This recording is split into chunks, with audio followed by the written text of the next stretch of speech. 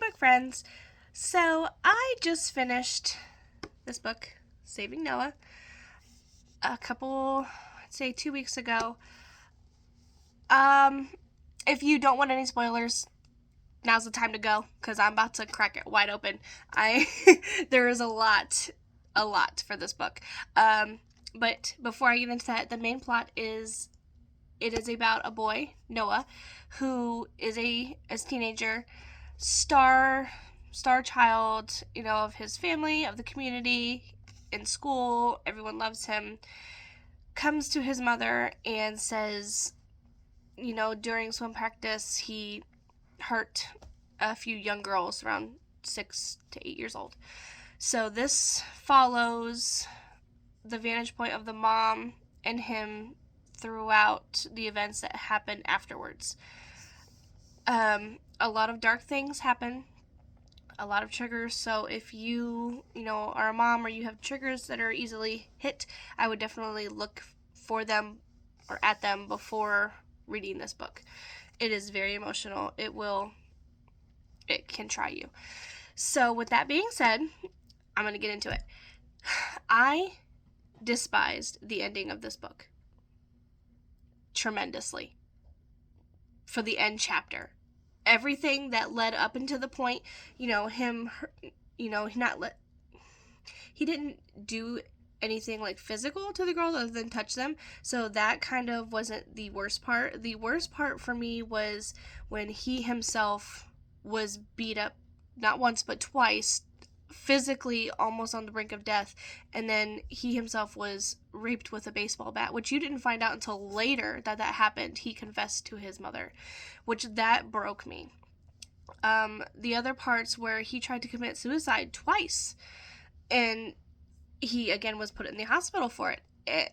And the whole time, his mother is at his side, his younger sister is at his side, still loving him through this, even though what he's done. But his father completely cut him out. Completely didn't want to look at him, didn't want to acknowledge his existence, have him be in the home, nothing. And for me as a parent, it's like, how can you do that to your child? You've loved and raised this child for, years, and then just cut him out. I understand the situation. I do. But still, a parent should support and love their child through anything that they're going through to try to figure out how to help them. And for him to do that, that baffled me. And so we find out at the end of the book that, Noah has realized that he is a pedophile. He's known for years, and he wants to stop. He is taking, his responsibility and stopping himself. So unfortunately, he comes to the conclusion that he wants to end his own life. And he asks his mom for help. And she's completely against it, as any mother would be, who would want to willingly kill their child. But eventually she sees how heartbreaking this life has been for him thus far and how it will continue to be. So she agrees. And then as it happens, it's very beautiful the way he goes, and she makes it so. And which I appreciated very much.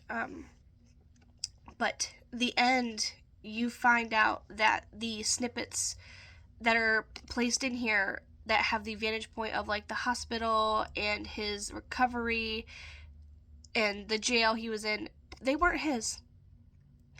They were the father's. Because the father has the same illness.